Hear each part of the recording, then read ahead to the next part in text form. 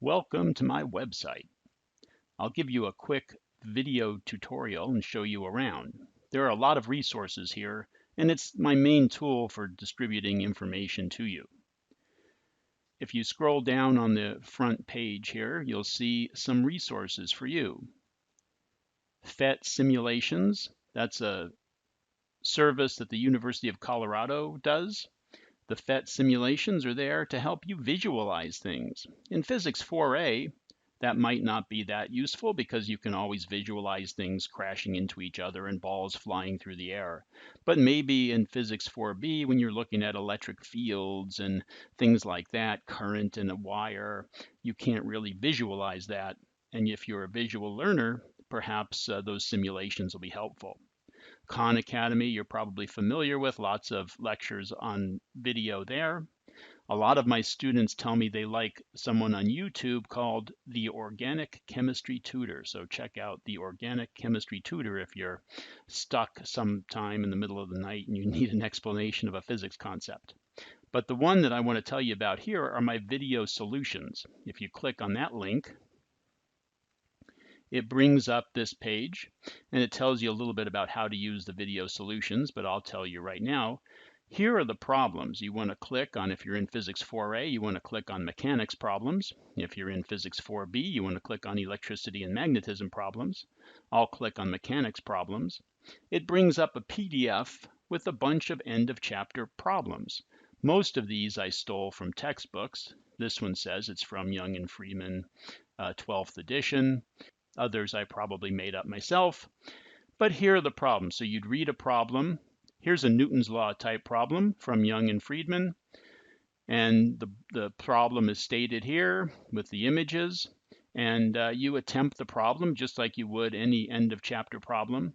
But if you get stuck, there's a video of me solving the problem. So this is Mechanics 15b.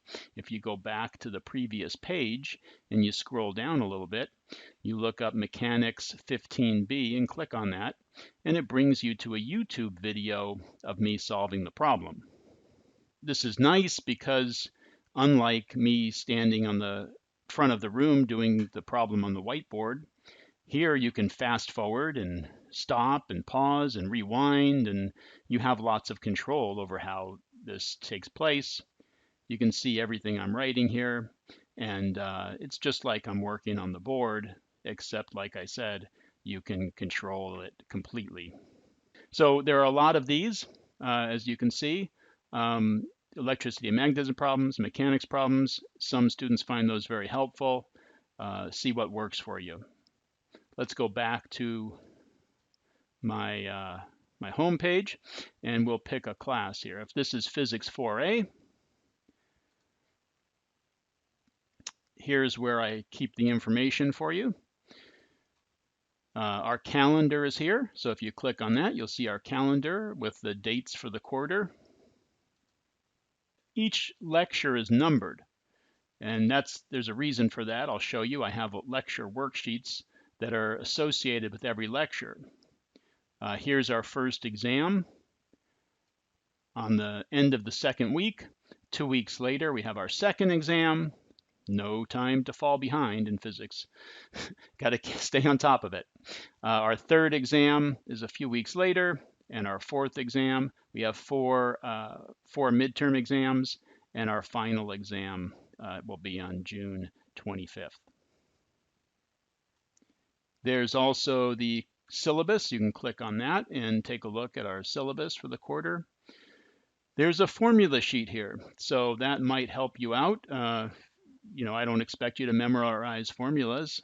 They're there on that sheet, and when I see you working a problem on the exam, I kind of expect you to start with one of those formulas and work from them. There's a file here called homework. I don't collect any of this, but when you open the book to the back of the chapter, sometimes you're a little overwhelmed. There's about 100 problems in the back of most of these chapters. You don't know where to start. So I've picked some problems that I like here. If you're doing chapter 3, for example, I've recommended some of these problems, conceptual problems, and then I have some recommended numerical problems. And if you've done those and you still need more, well, there's a lot of problems in the back of the book, or you could find another book. But this kind of gets you going, gets you focused. You have to work a lot of problems. This may not be enough. If it's not, work some more problems. But you want to get to that point where you're able to work these problems pretty independently. Start out with your friends around you and your book open and your notes in front of you and get into it.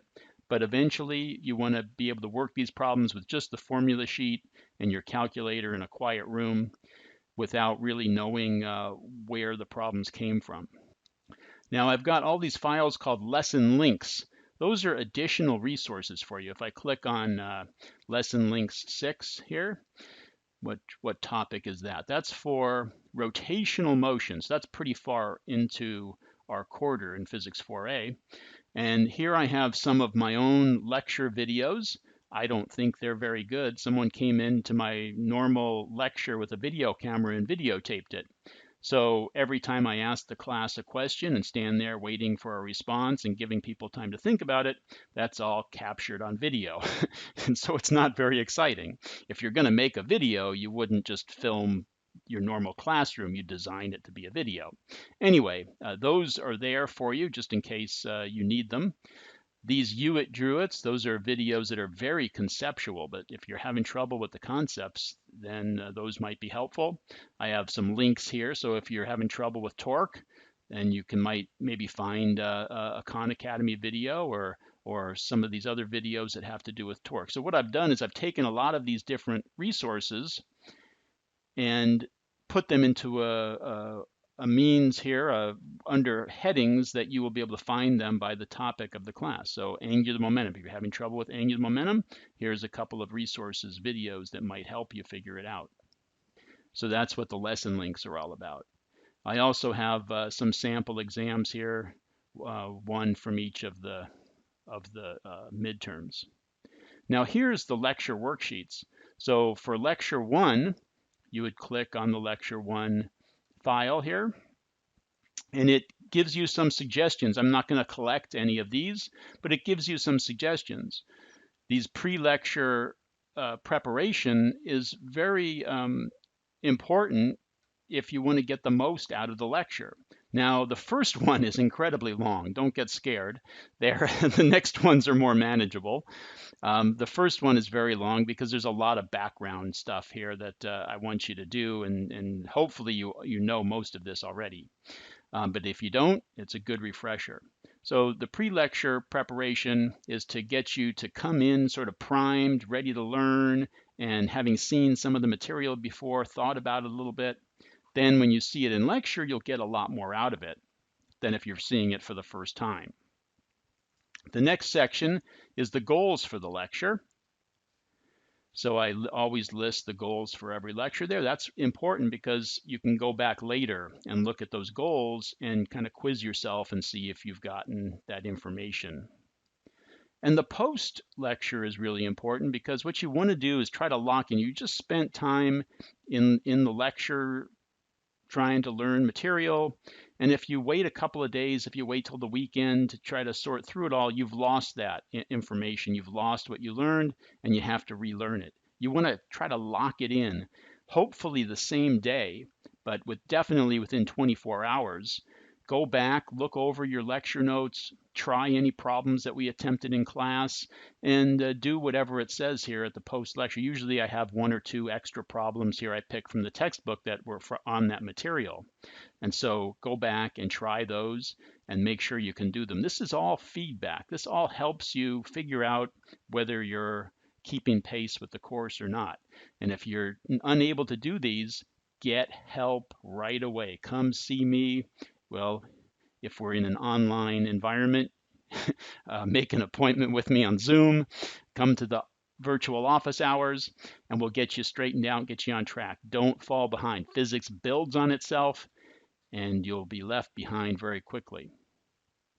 And then the lecture notes, this is empty now. I left a couple of things here just to show you what's there. But as soon as we have our first lecture, everything I write on my computer screen, I make a PDF of that and I post it here. So this was a lecture from last quarter.